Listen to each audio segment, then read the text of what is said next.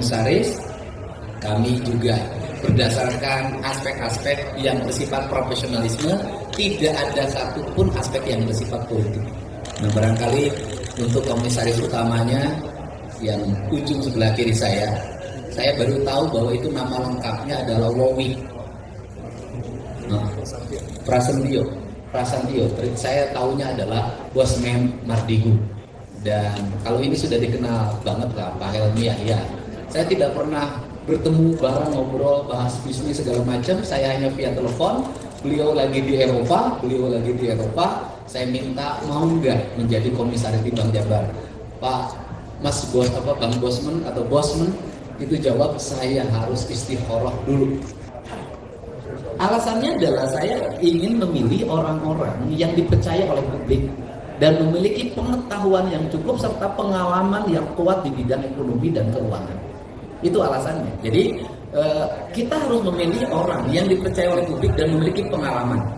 Mas, kemudian sehingga Bank Jabar harus menjadi stimulus bagi pertumbuhan ekonomi di Jawa Barat. Selesainya berbagai problem ekonomi, diantaranya menghilangkan Bank Emo, NBK, ada Bank Pancasila, dan pokoknya pinjol, ojol.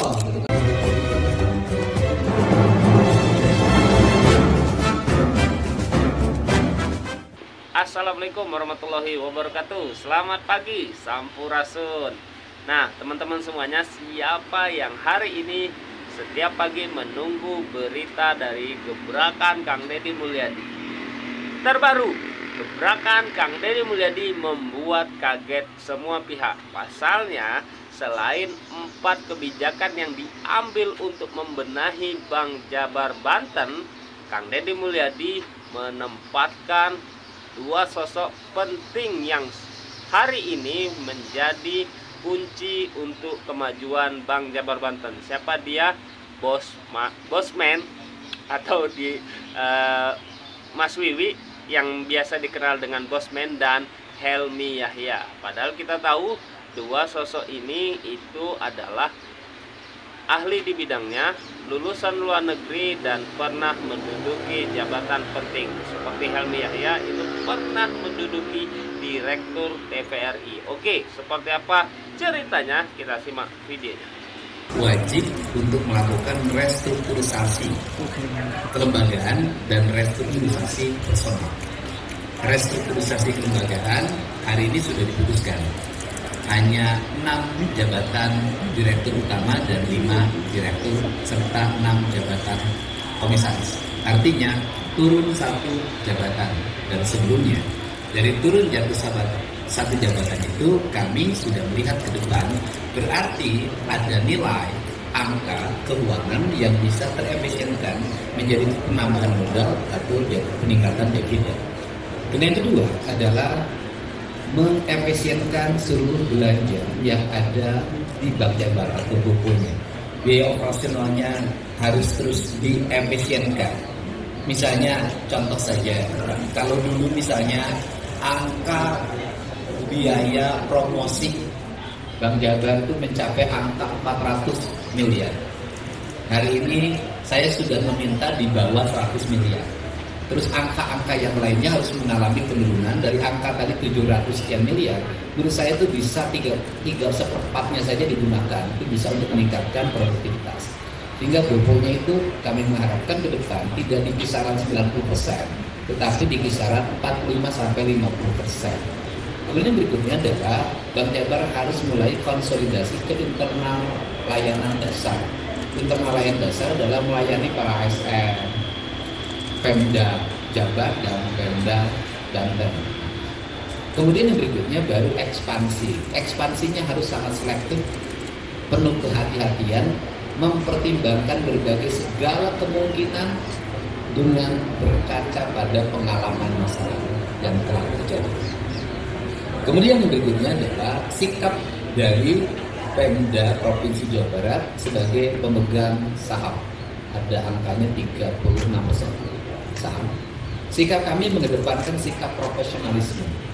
Sikap profesionalisme itu bisa dibuktikan dari komposisi yang diusulkan, kemudian kan disepakati oleh seluruh pemegang saham. yang diusulkan adalah didasarkan pada aspek-aspek yang bersifat profesionalitas. Saya sendiri tidak pernah bertemu dengan orangnya, tidak mengenal orangnya. Saya hanya membaca prototipe dan pengalaman organisasi perbankannya itu, dan nanti dijelaskan oleh dirut yang diusulkan nama-namanya. Kemudian untuk jajaran komisaris, kami juga berdasarkan aspek-aspek yang bersifat profesionalisme, tidak ada satupun aspek yang bersifat politik. Nah, barangkali untuk komisaris utamanya yang ujung sebelah kiri saya baru tahu bahwa itu nama lengkapnya adalah Wowi. Nah, Prasetyo. Saya tahunya adalah Bosman Mardigu. Dan kalau ini sudah dikenal banget lah Pak Helmi ya. Saya tidak pernah bertemu bareng, ngobrol, bahas bisnis segala macam. Saya hanya via telepon. Beliau lagi di Eropa. Saya minta mau nggak menjadi komisaris di Bank Jabar. Pak, Mas Bang Bosman atau Bosman itu jawab, saya harus istikharah dulu. Nah, itu perlu waktu beberapa hari saya menunggu.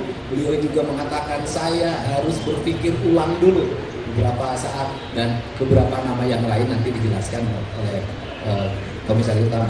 Untuk itu saya ucapkan terima kasih, dan hari ini saya melihat pergerakannya sejak tadi pagi. Saham Bank Jabar terus mengalami peningkatan. Siang ini di angka 890, hampir menyentuh angka 900. Kemarin sudah saya menjabat jadi gubernur itu kisaran angkanya sebelum saya dilantik kisaran angkanya 600, 700, sekarang udah naik. Artinya bahwa pasar menyambut positif RUPS yang dilaksanakan ini. Mudah-mudahan ini adalah hadiah terbaik bagi masyarakat Jawa Barat dan Banten, karena TBK juga masyarakat Indonesia. Terima kasih. Pak, pengurangan ini apakah dampak dari kasus PJD yang kemarin, Pak? Pengurangan anggaran tersebut apakah dampak dari kasus PJD yang kemarin? Pengurangan anggaran bukan dampak kasus, tapi logika usaha. Itu logikanya tidak memiliki akuntabilitas. Saya boleh kalau saya mengkritik misalnya, anggaran untuk pemasaran mencapai 600 miliar. Tapi yang dipasarkannya malah ngemplang. Kan artinya ada kurva antara anggaran yang dikeluarkan tidak melahirkan benefit yang memadai. Sehingga dari sisi logika bisnis, menurut saya ini sudah tidak marketable. Perlu evaluasi. Jadi bukan urusan kasusnya. Memang ada kasus, tidak ada kasus. Bank Jabar masa lalu terlalu boros di operasional. Ada kasus, nggak ada kasus. Terlalu boros. Karena terlalu boros sangat memudahkan untuk terjadi penyimpangan. Kalau efisien, efektif, sangat sulit melakukan penyimpangan. Pak, kalau terkait penutupan kantor cabang, Pak, penutupan kantor cabang. Ya, sebentar. Efisiensi itu nanti adalah satu sudah pada struktur jabatan, pada orang, nanti juga pada jumlah pegawai. Pegawainya harus sesuai dengan tingkat kebutuhan pasarnya.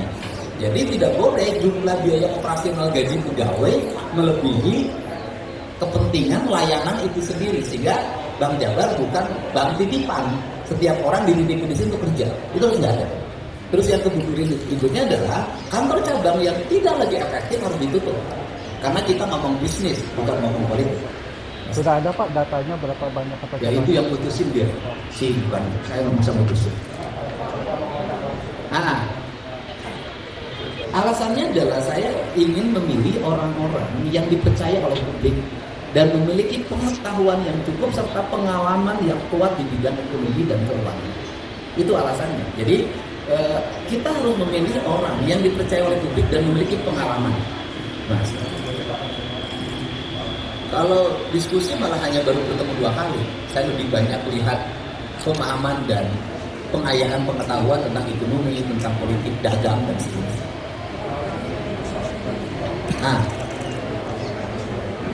Ya gini, seluruh rencana KUB atau KUB yang sudah berjalan nanti dievaluasi secara total dari sisi bisnis. Misalnya ada KUB dengan Banten, ya nanti kita lihat dalam rencana bisnisnya.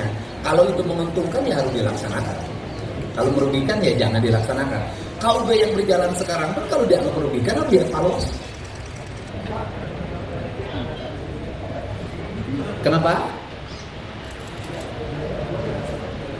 Iya lengkap, tidak ada korupsi lagi. Satu, pemerintah provinsinya tidak boleh mengintervensi Bank Jabar. Kedua, gubernurnya jangan mau dilayani oleh Bank Jabar. Dan saya nggak mau dilayani. Saya sudah bisa melayani diri saya sendiri. Nah, kemudian berikutnya adalah jajaran direksinya harus jujur. Karena kita berkomitmen, saya mengorbankan seluruh apa yang menjadi ego politik saya demi profesionalisme, demi keberlangsungan Bank Jabar, maka amanahnya harus dijaga dengan baik.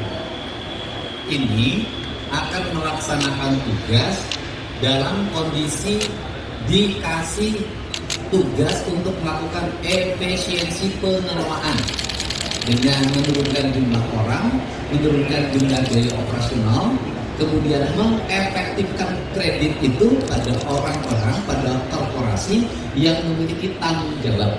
Dan yang paling utama adalah Bank Jabar harus kembali pada citra dasarnya, yaitu mendorong pertumbuhan pembangunan daerah di Jawa Barat dan Banten. Ini yang paling utama karena siklus keuangannya adalah siklus keuangan pemerintah Provinsi Jabar dan Banten. Tuh, kemudian hingga Bank Jabar harus menjadi stimulus bagi pertumbuhan ekonomi di Jawa Barat.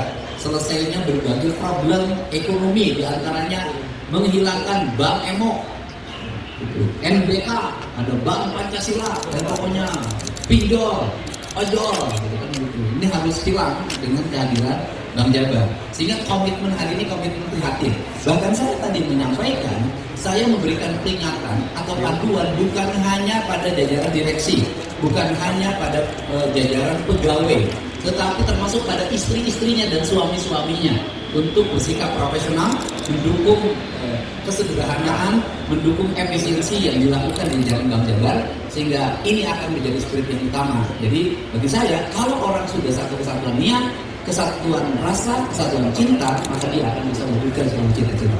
Terima kasih. Luar biasa ya.